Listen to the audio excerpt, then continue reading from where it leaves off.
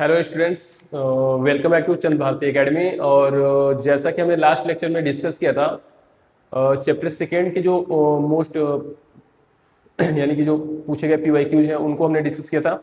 और आज हम नए चैप्टर की तरफ चलेंगे, ठीक है, और नया चैप्टर स्टार्ट करेंगे, ठीक है। और आज का जो चैप्टर होने वाला है वो है प्लांट किंगडम। इस चैप्टर को स्टार्ट करने से पहले मैं आप लोगों को बता देना चाहता हूँ कि इसके पहले हम लोगों ने पढ़ चुका है क्या क्या। आर एस विटेकर के 5 किंगडम क्लासिफिकेशन हम डिस्कस कर रहे थे लास्ट चैप्टर में, और जिसमें हमने 5 किंगडम में से 3 किंगडम को ऑलरेडी डिस्कस कर चुका है, ठीक है। जिसमें से सबसे पहले पढ़ा था हमने मोनरा को, फिर प्रोटिस्टा को, फिर फंजाई को, और 2 किंगडम्स बचे हुए थे जिनके लिए हमने आपसे बताया था कि ये दोनों किंगडम को हम लोग क्या करेंगे, अलग अलग चैप्टर में ही डिस्कस करेंगे। तो उसी में से एक पहला जो किंगडम हमको डिस्कस करना है प्लांट, ठीक है। और इसी को आज करते हैं स्टार्ट, ठीक है। ओके, चलिए देखते हैं।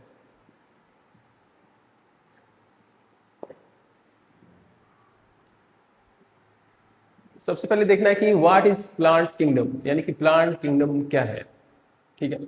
द प्लांट किंगडम यानी कि kingdom Plantae covers all cell wall containing chlorophyll bearing organisms traditionally studies as plants. जैसे कि पहले स्टडीज में जो बताया गया था कि कैरलस लिनियस ने जो करी थी क्लासिफिकेशन, उसमें प्लांट के कैटेगरी में उन सारे ऑर्गेनिजम्स को रख दिया था जिनके सेल के बाहर क्या मौजूद थी, सेल वॉल मौजूद थी, ठीक है। कह रहे कि प्लांट किंगडम कवर्स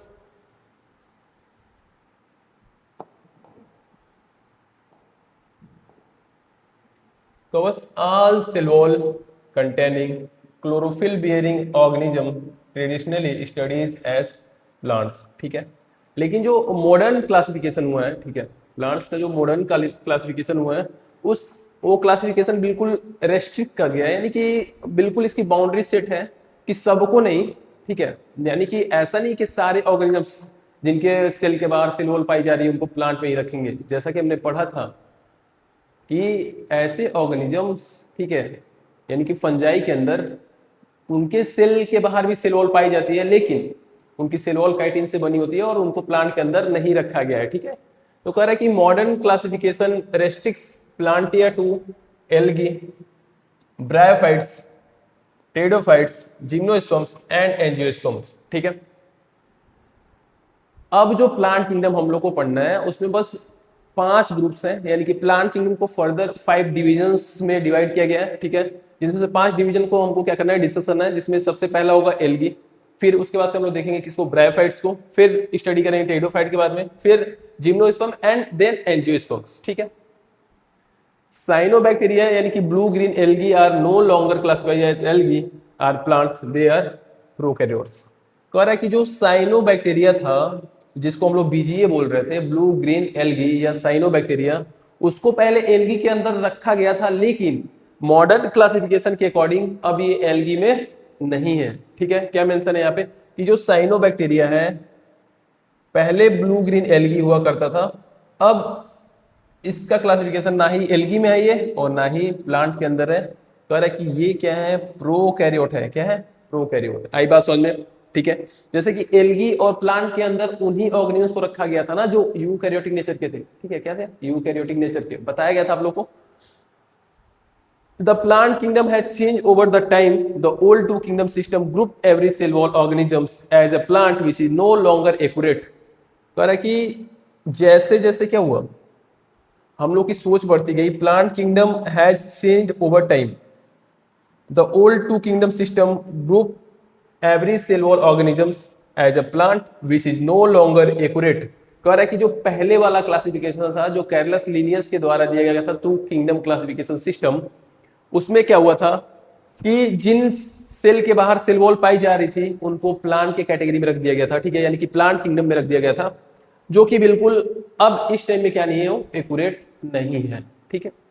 देखते हैं, कंपैरिजन करते हैं। कह रहा है देन एंड नाउ, यानी कि पहले की बात है कि टू किंगडम क्लासिफिकेशन सिस्टम ही हुआ करता था, ठीक है। ऑल सेल वॉल ऑर्गेनिजम्स को प्लांट बोला गया, यानी कि जितने सेल वॉल ऑर्गेनिजम्स हैं जिनके सेल के बाहर सेल वॉल पाई जाती है उनको प्लांट किंगडम में रखा था किसने, कैरलस लिनियस ने। कह रहा है कि करंट व्यू अगर देखा जाए कि इस टाइम क्या चल रहा है, only algae, bryophytes, pteridophytes, gymnosperm and angiosperms, इन्हीं को बस प्लांट माना गया है। क्या माना गया? इनको बस प्लांट माना गया है। आई बात उनमें, जैसा कि जो ट्रेडिशनल क्लासिफिकेशन सिस्टम था जो सबसे पहले कैरलस लिनियस ने इंट्रोड्यूस किया था, टू किंगडम क्लासिफिकेशन सिस्टम, उनमें जितने सारे ऑर्गेनिजम्स थे जिनके सेल के बाहर सेल वॉल पाई जा रही थी उनको प्लांट किंगडम में रख दिया गया था और बाकी को एनिमल किंगडम में। लेकिन अब ऐसा नहीं है, कर कि इस टाइम क्या है, प्लांट किंगडम के अंदर बस यही 5 डिवीजन ही आएंगे, algae, bryophyte, pteridophyte, gymnosperm and angiosperm, इन्हीं को बस प्लांट माना गया है। ठीक है, आए बात सुन में।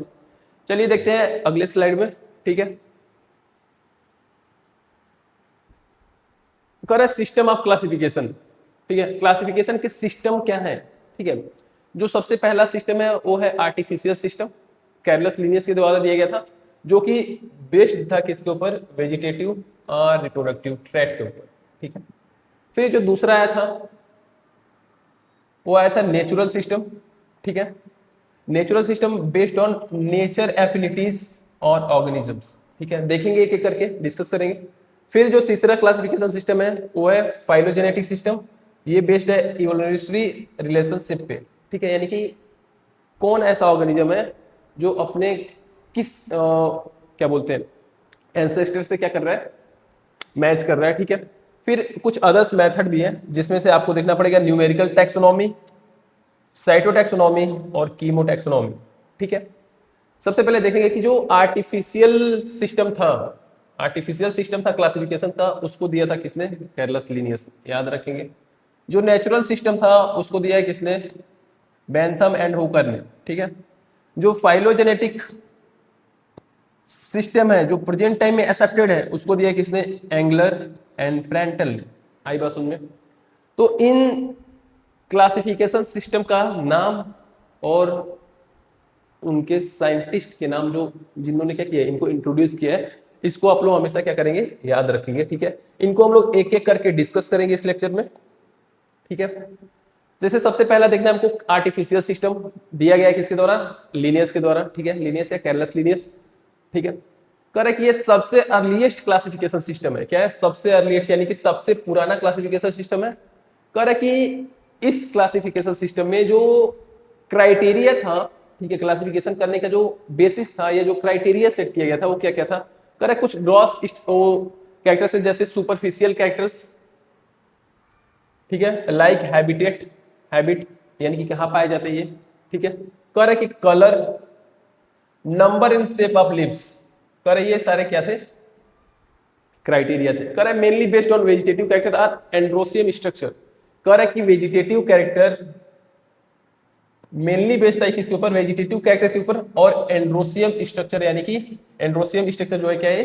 रिप्रोडक्टिव कैरेक्टर है। यानी कि जो मेन बेसिस था आर्टिफिशियल क्लासिफिकेशन सिस्टम का, उसका मेन बेसिस ये था कि जो वेजिटेटिव कैरेक्टर है, जो एंड्रोसियम कैरेक्टर है, equal weightage given to vegetative and reproductive, यानी कि इन्हीं दोनों कैरेक्टर के बेसिस पे क्या किया था? क्लासिफिकेशन किया गया था। ठीक है, कह रहा है कि दोनों जो कैरेक्टर्स हैं उनको इक्वल वेटेज दिया गया। ठीक है, वेजिटेटिव को और रिप्रोडक्टिव ट्रेट्स को। देखेंगे अभी, समझ में आएगा ये पूरा। कह रहा है कि इसका ड्रॉबैक क्या निकला? ड्रॉबैक क्या हुआ इसका? जब उन्होंने क्या किया, जब दोनों कैरेक्टर्स को बेस मान लिया, ठीक है, कि इसी के बेसिस पे क्लासिफिकेशन करेंगे आर्टिफिशियल क्लासिफिकेशन, तो उसका सबसे बड़ा ड्रॉबैक ये निकला कि जो ये वेजिटेटिव कैरेक्टर होते हैं, ये वेजिटेटिव कैरेक्टर इन्वायरमेंट की वजह से क्या हो सकते हैं? अफेक्टेड हो सकते हैं। और अगर इन्वायरमेंट की वजह से अफेक्टेड हो सकते हैं तो कैरेक्टर के बेसिस पे ये अगर क्लासिफिकेशन कर रहे हैं तो इनका क्लासिफिकेशन क्या हो सकता है? डिफर कर सकता है या अफेक्टेड हो सकता है इन्वायरमेंट की वजह से। देखेंगे कह रहा है कि ड्रॉबैक क्या है इसका? Easily affected by environment, environment के द्वारा इजिली अफेक्ट होते हैं कैरेक्टर्स। ठीक है, leaves of the same species growing in different location show different morphology. कह रहा है कि सेम स्पीसीज का कोई मेंबर है और अगर उसको अलग अलग डिफरेंट हैबिटेट में क्या कर रहे हैं? ग्रो करवा रहे हैं, तो उसका जो वेजिटेटिव कैरेक्टर है उसमें कुछ अंतर दिखाई दे सकते हैं। क्या हो सकते हैं? कुछ अंतर दिखाई दे सकते हैं, यानी कि मॉर्फोलॉजी में कुछ चेंजेस दिखाई दे सकते हैं। यानी कि सेम स्पीसीज के मेंबर होने के बावजूद इन्वायरमेंट की वजह से जो ये कैरेक्टर है क्या हो सकते हैं, अफेक्टेड हो सकते हैं। आई बात समझ में। कह रहा है सिमिलर ऑर्गेनिज्म में in a place in separate groups and vice versa. कह रहा है कि इतना यानी कि ये इन्वायरमेंट की वजह से अफेक्ट होने की वजह से क्या हो सकता है कि सिमिलर ऑर्गेनिजम्स यानी कि एक ही स्पीसीज के ऑर्गेनिजम्स अलग अलग ग्रुप में रखे जा सकते हैं। ठीक है, ये चांसेस है, ऐसा पॉसिबल है कि कोई सेम स्पीसीज का मेंबर है और इन्वायरमेंट की वजह से उसके अंदर क्या आ रहा है, कुछ अगर चेंजेस आ रहे हैं, ठीक है, या उसकी मॉर्फोलॉजी अफेक्टेड हो रही है, तो उनको बाय मिस्टेक अलग अलग ग्रुप में रखा जा सकता है। ठीक है, आई बात समझ में। कह रहा है कि सिमिलर ऑर्गेनिजम्स में and up placed in separate groups and vice versa, a better system was needed. कह रहा है कि ये जो इशू था इन्वायरमेंट की वजह से, या जो ये प्रॉब्लम क्रिएट हो रही थी, ठीक है, मॉर्फोलॉजी में जो चेंजेस आ रहे थे, इन सब को देखते हुए एक नए क्लासिफिकेशन सिस्टम की नीड थी। ठीक है, एग्जांपल देखते हैं। कह रहा है कि जैसे मान लीजिए ये कोई प्लांट के दो लीव्स हैं, ठीक है, क्या है, प्लांट के दो लीव्स हैं, देखेंगे ध्यान से, ठीक है।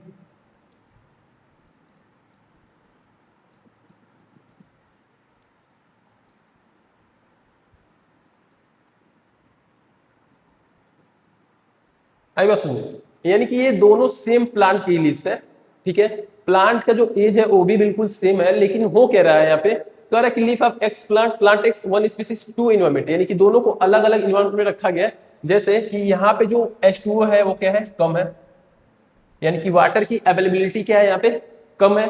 अगर वाटर की अवेलेबिलिटी कम है तो जो प्लांट का ग्रोथ होगा वो स्टंटेड होगा, यानी कि ग्रोथ कम करेगा, वो अच्छे से ग्रो नहीं कर पाएगा, क्योंकि पानी की वहां पे क्या है, कमी है।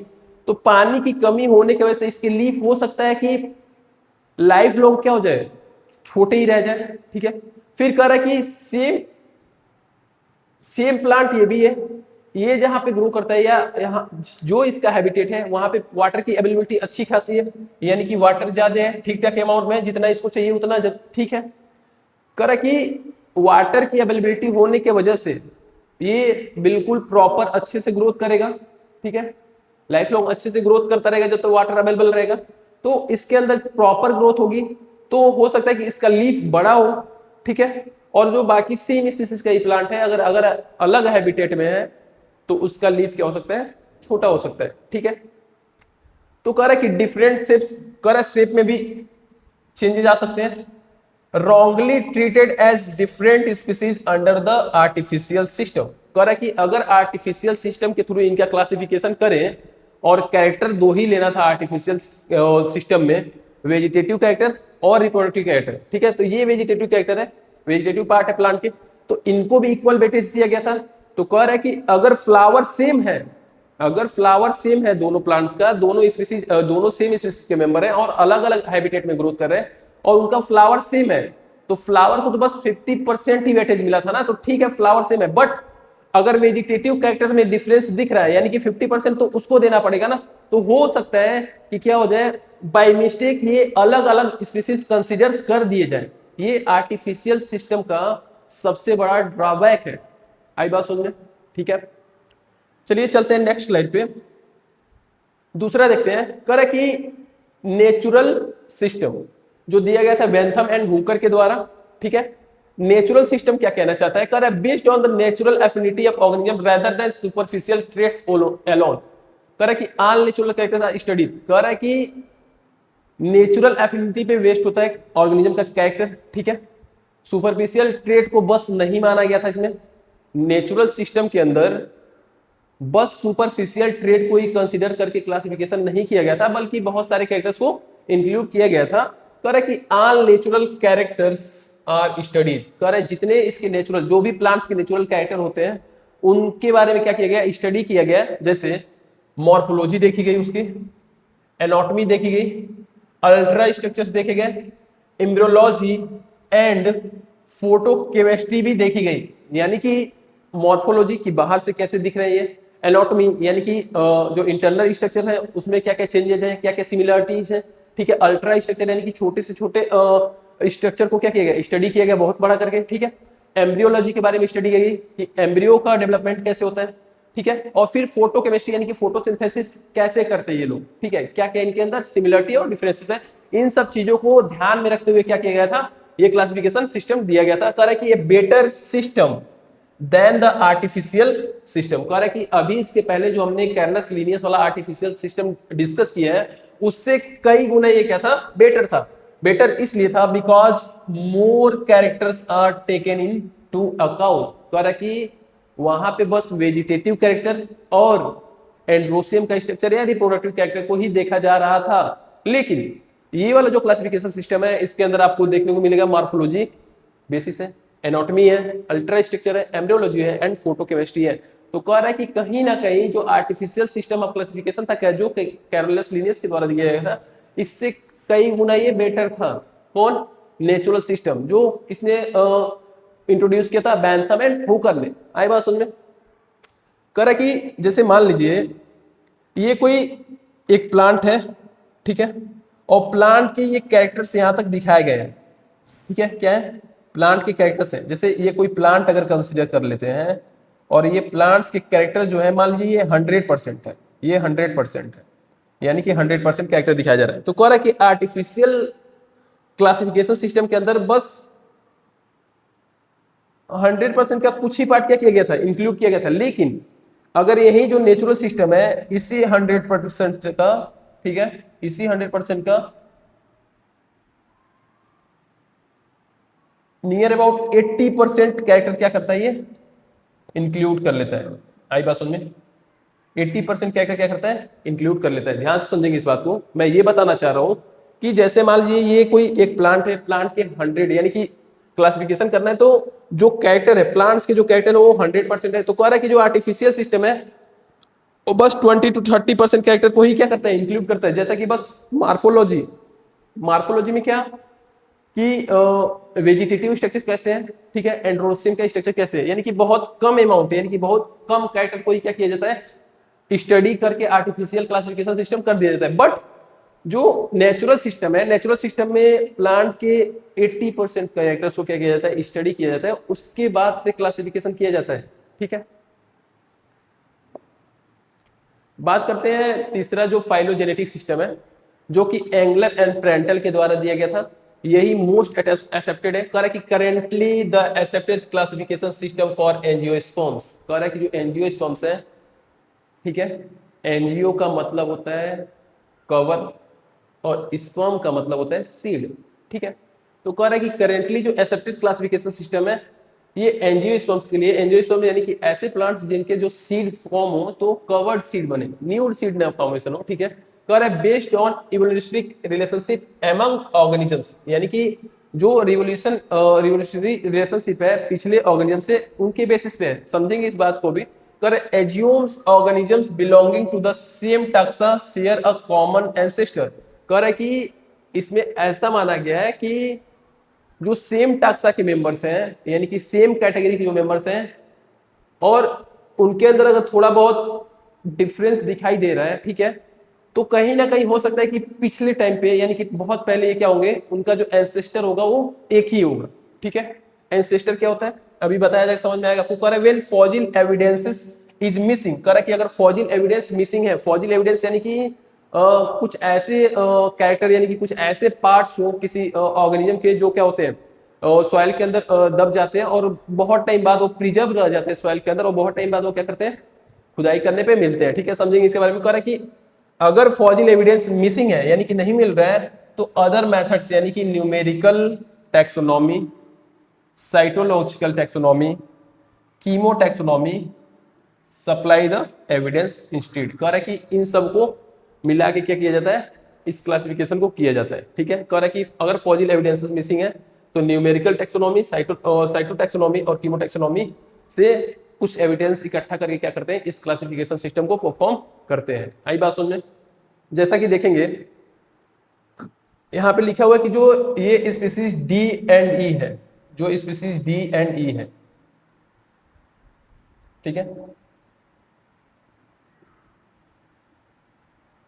नीचे से देखते एक बार। कह रहा है कि ये कोई पेरेंट था, ये एंसेस्टर था, ठीक है, ये कोई एंसेस्टर था।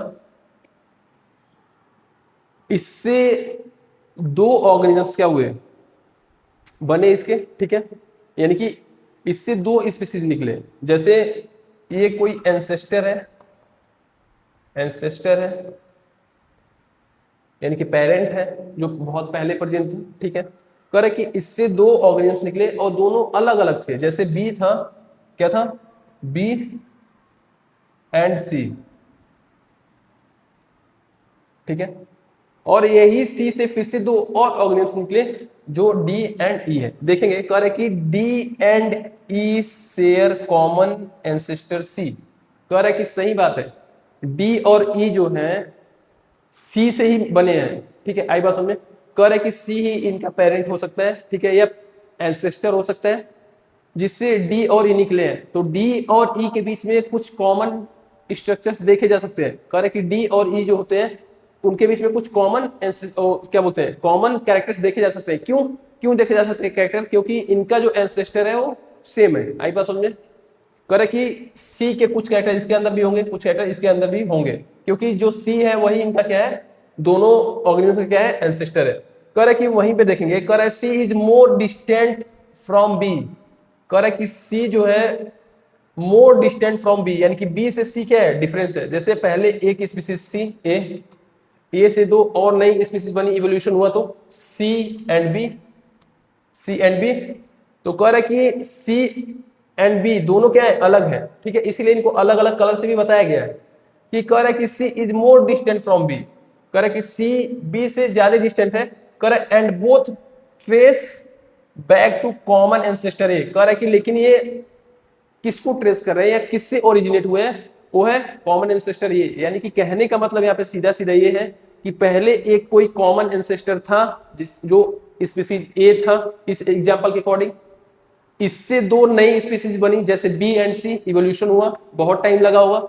तो कह रहा है कि बी और सी आपस में क्या है, एक दूसरे से डिस्टिंक्ट है, यानी कि अलग है। बट बी और सी का जो एंसेस्टर है वो क्या है, ए है, क्योंकि ए से ही ये क्या हुए, ओरिजिनेट हुए।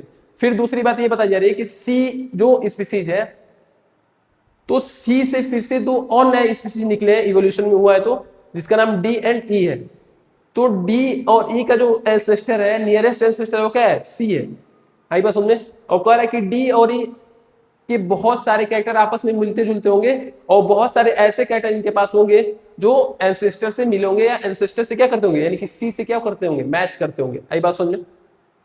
तो वही कह रहा है कि ये जो फाइलोजेनेटिक सिस्टम है, फाइलोजेनेटिक सिस्टम इवोल्यूशनरी रिलेशनशिप के बेसिस पे बनाया गया है कि यानी कि ये बी और सी अपने एंसेस्टर से कैसे रिलेटेड है, क्या क्या सिमिलरिटी देखने को मिल सकती है। वैसे ही डी एंड ई कितना रिलेटेड है आपस में और सी से कितना मैच करते हैं, ठीक है। तो कह रहा है कि इवोल्यूशनरी रिलेशनशिप के बेसिस पे इस क्लासिफिकेशन सिस्टम को किया गया था, ठीक है। जैसा कि कह रहा है कि organisms belonging to the same taxa, अगर कोई ऑर्गेनिज्म सेम टैक्सा से बिलोंग कर रहे हैं तो हो सकता है कि उनका कोई एक क्या हो रहा होगा, कॉमन एंसेस्टर रहा होगा। कह रहा है कि अगर इस चीज की, यानी कि जैसे मान लीजिए ये कोई एंसेस्टर ए है, ये बहुत पहले प्रेजेंट था अर्थ पे, फिर फाइनली क्या हुआ, ये खत्म हो गया, वैनिश हो गया। तो कह रहा है कि कुछ इसके पार्ट्स अर्थ में दबे रह गए होंगे, ठीक है। तो कह रहा है कि उसी को हम लोग क्या बोलते हैं, फॉजिल्स बोलते हैं। अगर ये पार्ट्स जो एक के दबे हुए हैं अगर मिलते हैं कुछ टाइम बाद, तो उन्हीं को हम लोग फॉजिल्स बोलते हैं। कह रहा है कि अगर फॉजिल एविडेंसेस क्या है, मिसिंग है, तो इन दोनों स्पीसीज के बीच में क्या देखा जाएगा, स्टडी किया जाएगा। किसको, न्यूमेरिकल टैक्सोनॉमी को, साइटोटैक्सोनॉमी को, कीमोटैक्सोनॉमी को, और पता लगाया जाएगा कि बी और सी आपस में कितना सिमिलर है, कितना डिससिमिलर है, ठीक है। आई बात समझ में। चलते हैं नेक्स्ट स्लाइड पे। कह रहा है कि सबसे पहले देखता है न्यूमेरिकल टैक्सोनॉमी, ठीक है, या फेनेटिक्स। फेनेटिक्स का मतलब होता है मॉर्फोलॉजिकल कैरेक्टर, ठीक है। कह रहा है गिवन बाय एडेंसन। कह रहा है किसके द्वारा दिया गया था, याद रखेंगे, एडेंसन के द्वारा, ठीक है। होता क्या इसमें, based on observable characteristic of the organism, यानी कि दो ऑर्गेनिजम्स को देखेंगे आप और उनके बीच में जो कैरेक्टर्स दिखाई देंगे, ठीक है, उसके बेसिस पे, यानी कि जो देखने पे आप कैरेक्टर देख सकते हैं बाहर से मॉर्फोलॉजी देख के, उनके कैरेक्टर के बेसिस पे ये डिपेंड करता है, ठीक है। Number and codes are assigned to hundreds of characters and proceed by computers. कह रहा है कि जितने कैरेक्टर मिलते जाते थे, यानी कि दो ऑर्गेनिजम्स को अगर कंपैरिजन करना है तो दोनों के अंदर जितने कैरेक्टर्स मिलेंगे उसको एक क्या दिया जाएगा, कोड दिया जाएगा। क्या दिया जाएगा, कोड। अभी ये बात समझ में आ जाएगी। और कह रहा है कि इक्वल इंपोर्टेंस, यानी कि सबको इक्वल इंपोर्टेंस दिया गया। Mark points is given to all characters including unimportant ones which is its drawback making the resulting score unreliable. ठीक है, अनरिलायबल। सुनेंगे ध्यान से, इसको समझेंगे। कहना क्या चाहता है ये, कह रहा है कि जो कैरेक्टर मौजूद थे, जैसे मान लीजिए कि कोई दो प्लांट है, जैसे मैंगो है, ठीक है, और मैंगो के साथ क्या बोलते हैं, कोई बैनियन ट्री है। तो दोनों प्लांट है, दोनों की लीव्स क्या है, ग्रीन है। अगर दोनों की लीव्स ग्रीन है तो इसके लिए एक अलग कोड असाइन कर देंगे कि हाँ दोनों के अंदर ये कैरेक्टर पाया जाता है। ठीक है, इसके लिए एक अलग पॉइंट देंगे। अगर दोनों का रूट सिस्टम सेम है तो उसके लिए एक अलग पॉइंट देंगे। अभी और डिटेल में समझेंगे इसको। ठीक है, तो कह रहा है कि इनको क्या किया जाता है, मार्क दिया जाता है। लेकिन अगर कैरेक्टर दोनों के अंदर प्रेजेंट है और उसको कोड देते हैं, ये तो रिलायबल है। ठीक है, लेकिन अगर जो कैरेक्टर एब्सेंट है और दोनों में एब्सेंट है और उसके लिए क्या करते हैं हम लोग, कोड देते हैं या स्कोर देते हैं, तो ये जो डाटा है यही क्या है, इस सिस्टम का सबसे बड़ा ड्रॉबैक है।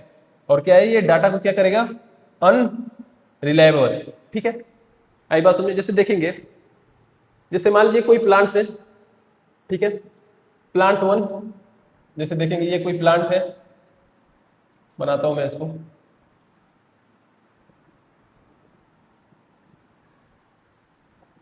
ठीक है, फिर ये कोई प्लांट टू है,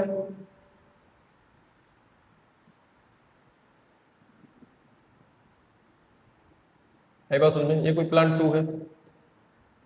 ठीक है, इन दोनों के बीच में हमको क्या देखनी है, सिमिलरिटी देखनी है। ठीक है, कह रहा है कि कैरेक्टर वन की बात करें, अगर जैसे कैरेक्टर वन में हम लेते हैं कि ये दोनों प्लांट्स क्या है, दोनों के पास स्टेम है, तो प्रेजेंट है दोनों के पास स्टेम, ये स्टेम प्रेजेंट है दोनों के पास। ठीक है, यानी कि दोनों को मिलेगा ये एक एक पॉइंट। ठीक है, स्टेम प्रेजेंट है, यानी कि स्कोर में 1.8 होगा। ठीक, कैरेक्टर टू की बात करते हैं। अगर बात करते हैं लीफ स्ट्रक्चर की, जैसे मान लीजिए कैरेक्टर वन में हमने लिया था स्टेम, कैरेक्टर वन में हमने कंसीडर किया है क्या, स्टेम है कि नहीं है, भाई है, दोनों में है, तो एक पॉइंट। कर कैरेक्टर टू में हम ले रहे हैं कि लीफ का स्ट्रक्चर क्या है, लीफ स्ट्रक्चर।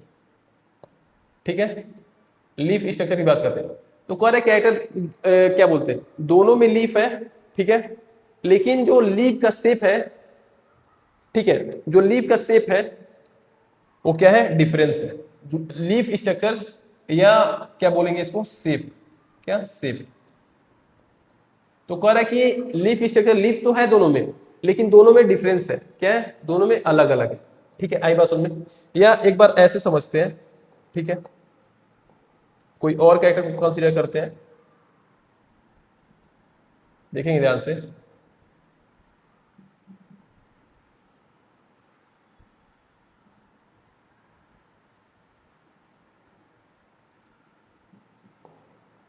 जैसे एक बार के लिए मानते हैं कि ये जो फ्लावर है ये फ्लावरिंग कर रहा है, ठीक है, और इसके पास कोई फ्लावरिंग नहीं है, यानी कि फ्लावरिंग कैरेक्टर देखते हैं, फ्लावर, फ्लावर।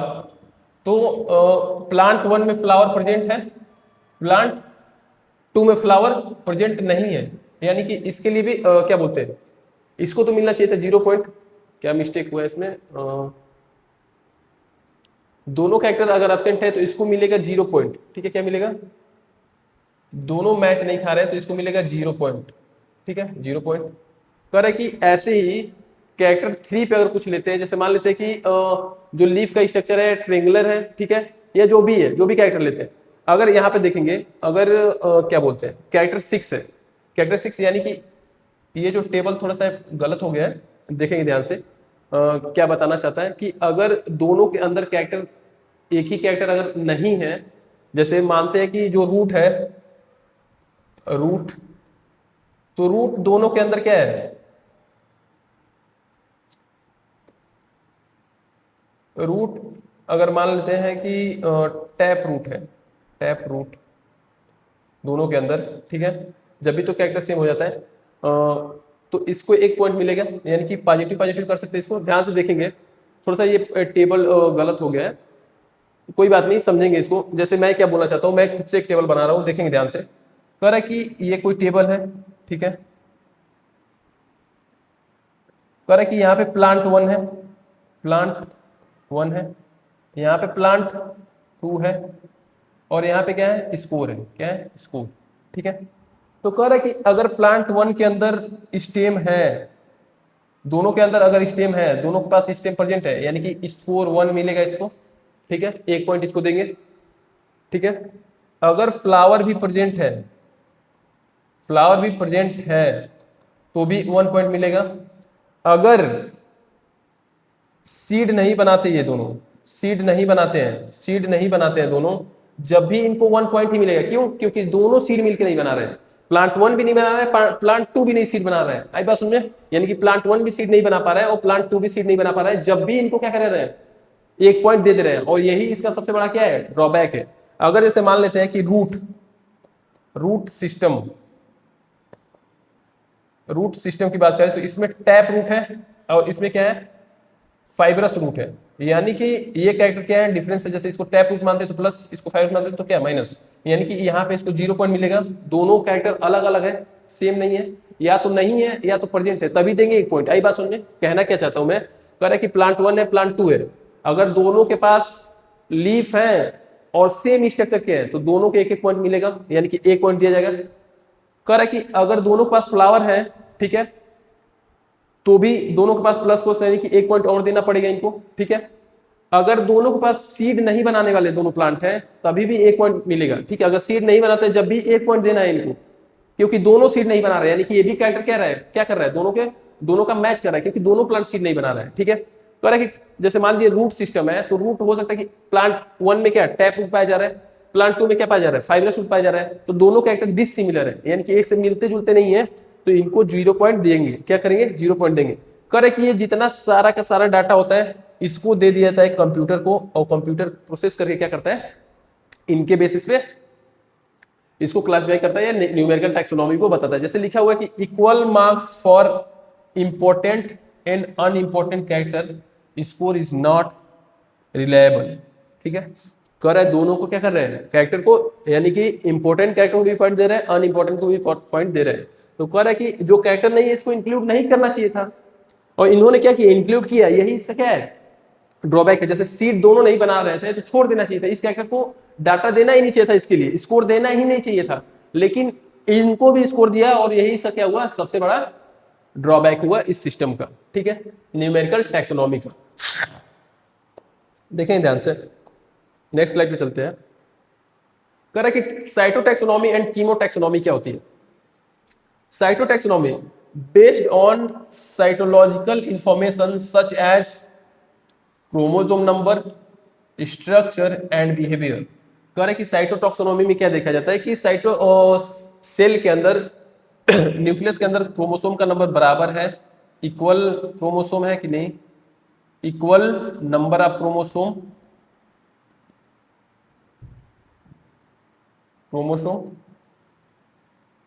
प्रेजेंट और नॉट एब्सेंट, ठीक है। कह रहे कि स्ट्रक्चर दोनों का सेम है कि नहीं, बिहेवियर यानी कि सेल दोनों बिहेव कैसे कर रही हैं, इनका कंपैरिजन किया जाता है साइटोटैक्सोनॉमी में, ठीक है। कह रहे कि कीमोटैक्सोनॉमी में किसका कंपैरिजन करते हैं, based on chemical constitute of plant like protein, lipid, resins, gums, species and nucleic acid. यानी कि कीमोटैक्सोनॉमी में केमिकल्स देखते हैं, केमिकल कॉन्स्टिट्यूएंट्स देखते हैं कि कौन से ऑर्गेनिज्म के अंदर, कौन से सेल के अंदर क्या क्या केमिकल्स पाए जा रहे हैं, क्या डिफरेंस है केमिकल में, क्या सिमिलरिटीज है, इन दोनों के क्या बोलते हैं, कंपैरेटिव स्टडी करते हैं कि कौन सा केमिकल प्रेजेंट है और कौन सा केमिकल क्या है, एब्सेंट है। आई बात समझ में। जैसे करे कि राउल्फिया जो होता है, स्टोर रेसरपाइन, ठीक है, कंट्रोल ब्लड प्रेशर। कह रहा है कि जो राउल्फिया है रेसरपाइन स्टोर करता है, ठीक है, जो कि ब्लड प्रेशर को कंट्रोल करता है, ठीक है। जो चिंकोना का प्लांट है, स्टोर क्विनाइन, जो ट्रीट करता है मलेरिया को। यानी कि केमिकल कॉन्स्टिट्यूट देखा जा रहा है कि जो राउल्फिया उसके अंदर रेसरपाइन पाया जा रहा है, जो सिंकोना है उसके अंदर क्या पाया जा रहा है, क्विनाइन पाया जा रहा है। आए बात समझे।